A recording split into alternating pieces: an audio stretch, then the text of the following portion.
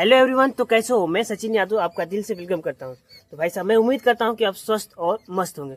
तो भाई साहब, आज हम आपसे शेयर करने वाले हैं स्टीयरिंग सिस्टम के बारे में। जो आपका ट्रैक्टर का स्टीयरिंग सिस्टम होता है कुछ इस तरीके से, इसको हम रगड़ते हैं और हम बात करेंगे इसकी कितनी कैटेगरी होती है। जनरली एक होता है मैनुअल पावर स्टीयरिंग, जिसमें आपके आर्म्स लगे होते हैं और बहुत मतलब घुमाने में बहुत जान लेता है।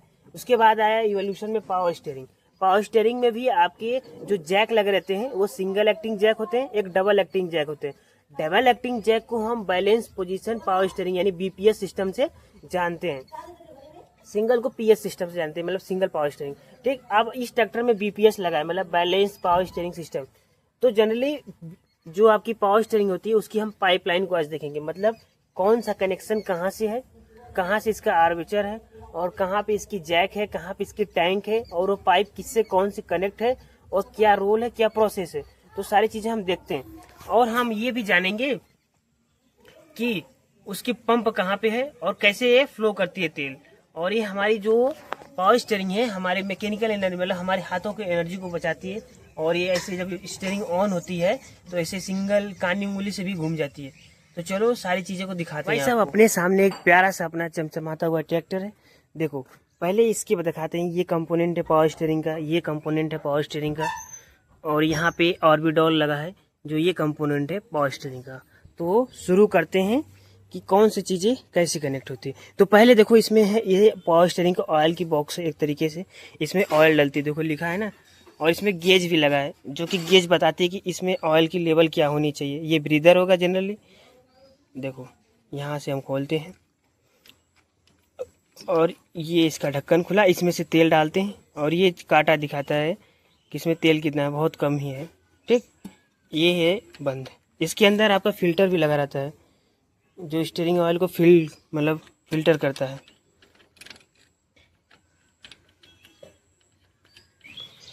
तो भाई साहब, इसमें तेल डाले आप और यहाँ से तेल आया पावर स्टीयरिंग ऑयल और ये पंप रहा अपना।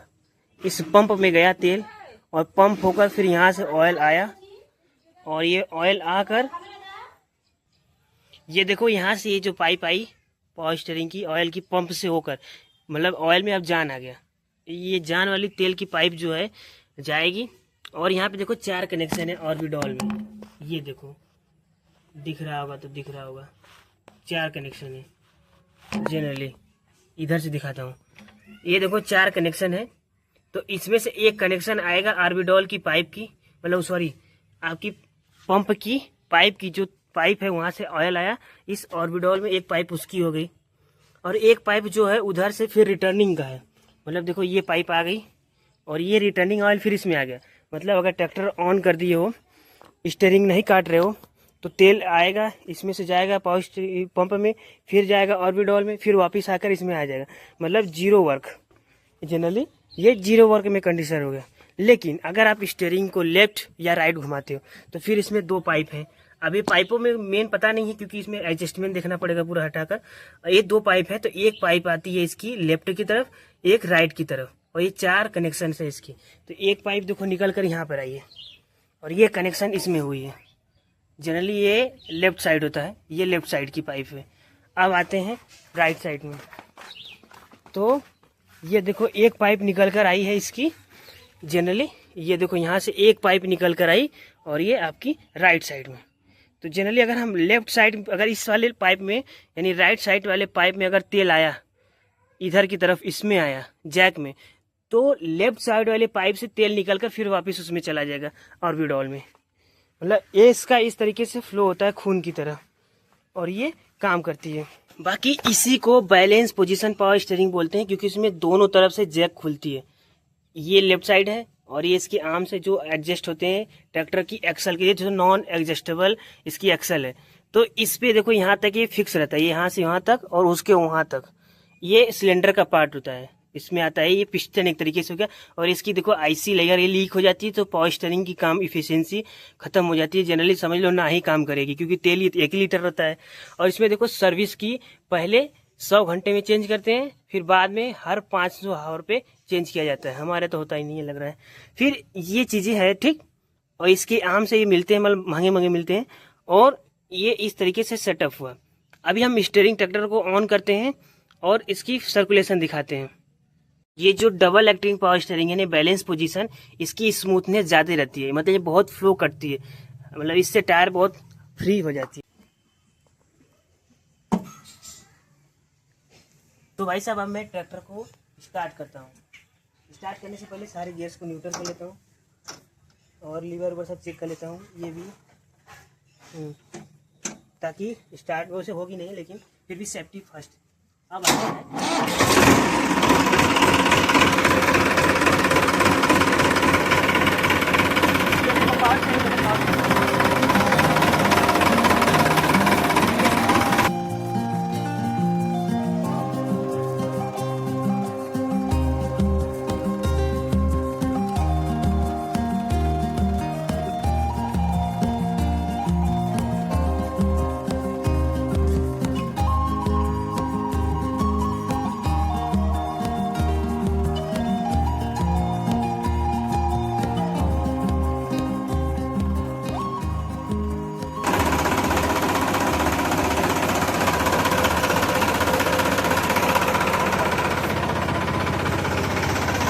तो भाई साहब ये देखो पावर स्टीयरिंग, इसकी दोनों तरफ से जैक खुल रही है।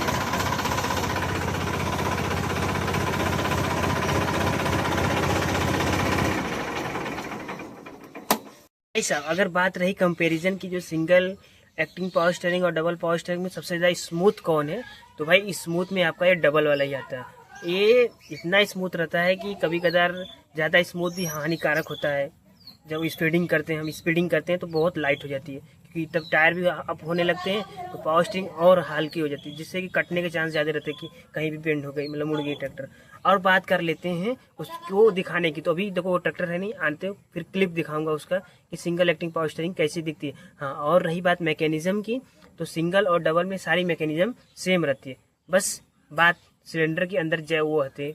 अब ये देखो सिंगल एक्टिंग पावर स्टीयरिंग, सिर्फ इसमें यहाँ से यहाँ खुलता है, और सारे देखो यहाँ पे मफलर, इसमें भी 4 वायरिंग है, मतलब 4 तरह के से कनेक्शन है, और पाइप सारे इससे यहाँ पे टैंक होगा, और ये इस तरीके से दिखती है सिंगल सिलेंडर। मतलब सिंगल सिलेंडर सभी में होता है, मतलब ये चीज़ एक ही है जो इसकी पिस्टन निकलती है, बाकी ये पडलिंग की वजह से थोड़ी गंदी दिख रही है। देखो सिर्फ उधर से पावर स्टीयरिंग से लेकर इधर बस रॉड लगा दी गई है, और पावर स्टीयरिंग के जैक नहीं है, बीच में कनेक्शन है एक्सल की, और ये इस तरीके से दिख रही है। पाइप और सारा मैकेनिज्म सेम रहता है, बस डिफरेंट मॉडल में बना रहता है।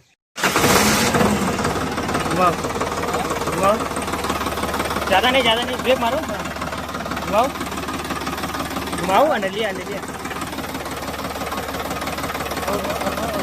घुमाओ, पूरा घुमाओ, बस करो। ये जो इसकी पाइप है फ्लेक्सिबल इसलिए रहती है ताकि एक्सल ऊपर नीचे करती है, तो अगर ऐसी वाली रहेगी पाइप तो टूट जाएगी, इसलिए ये मुड़ जाती है, इसीलिए ये लगाया गया है।